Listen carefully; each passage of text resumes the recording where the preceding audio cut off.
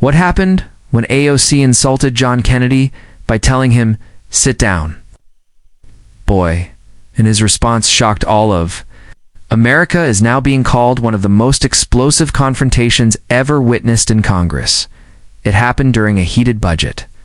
Hearing where tensions between progressives and conservatives were already at a boiling point, Kennedy had just finished delivering a sharply worded critique of a proposed climate package when Representative Alexandria Ocasio-Cortez, visibly frustrated, leaned into her mic and uttered the now infamous phrase. The chamber went dead silent. Gasps echoed through the room. Some thought they misheard her. Others froze in disbelief.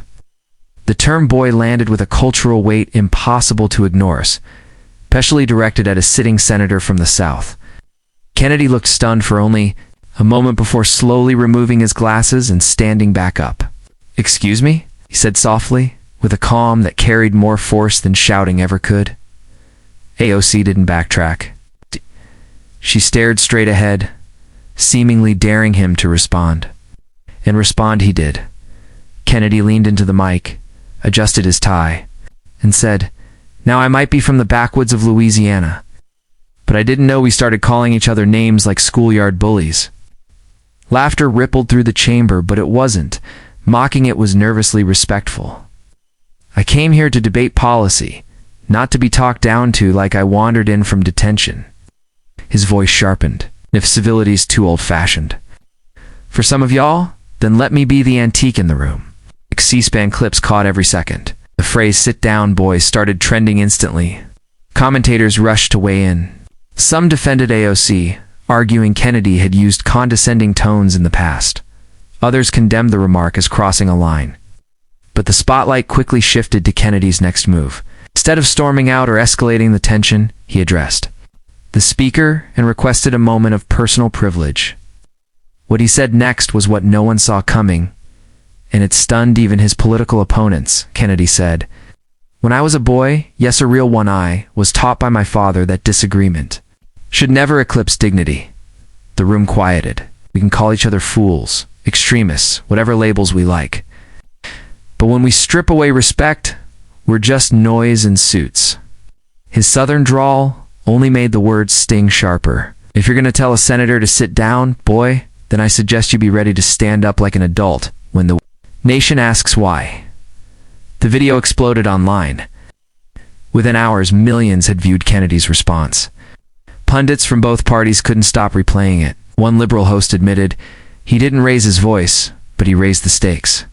Conservatives called it a masterclass in restraint and rhetoric. Even some of AOC's supporters privately admitted the optics weren't in her favor.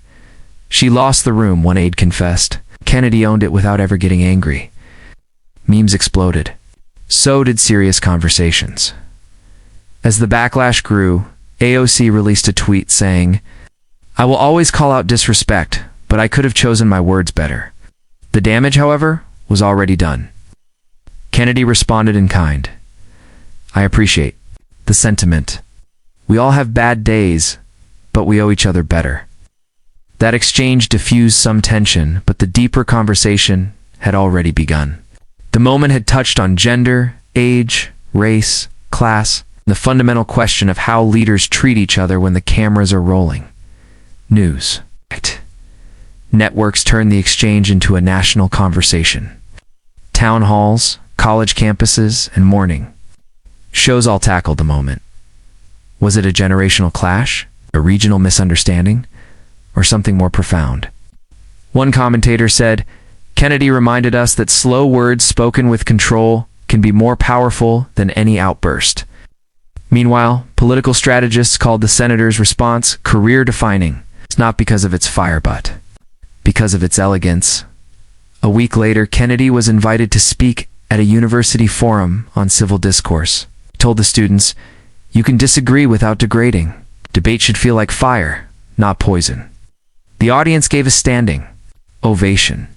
Even younger viewers, normally unmoved by Kennedy's Southern charm, found themselves replaying his speech. "I don't always agree with him," one student posted, "but damn, that man can teach a masterclass on composure." Kennedy's approval rating quietly climbed. Inside Congress, things felt different too. Lawmakers started choosing their words more carefully. AOC didn't apologize publicly again, but she noticeably avoided future clashes with Kennedy. They remained on opposite ends of the political spectrum, but there was an unspoken shift. The chamber had witnessed not just a heated moment, but a lesson. A lesson in how tone can wound deeper than intent, and how a calm voice can echo longer than a shouted insult. The ripple effect of the confrontation spread well beyond Capitol Hill. Kennedy's response was taught in communication classes, cited in op-eds, and praised in editorials typically critical of him.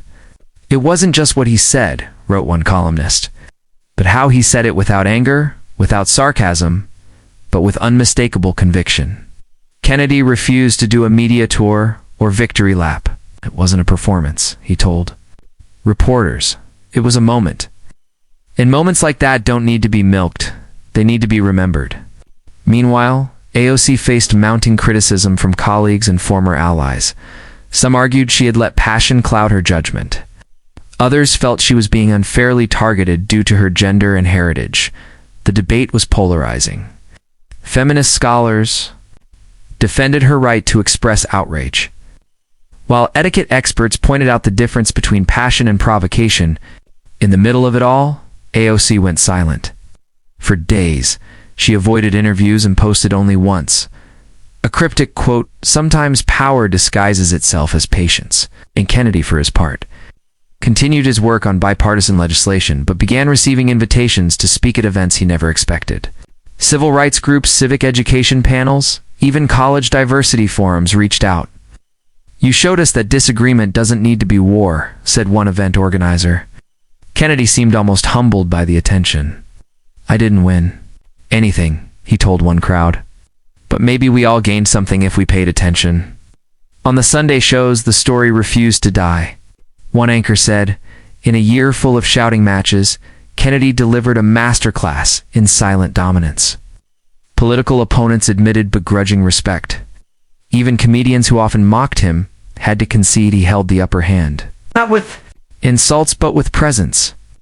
It wasn't that he flipped the script, it was that he reminded the country what the script used to look like before everything became performance art and personal vendettas.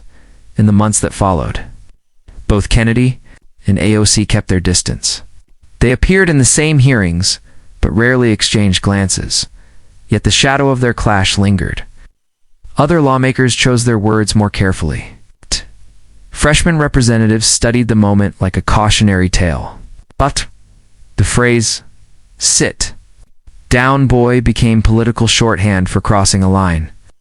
And Kennedy's calm reply, that became the gold standard for every politician hoping to keep their cool under fire. Eventually, a journalist asked Kennedy if he'd ever consider writing a book about the experience. He laughed and replied, "About that? No, but maybe one day I'll write about what it taught me." When asked what that was, he paused.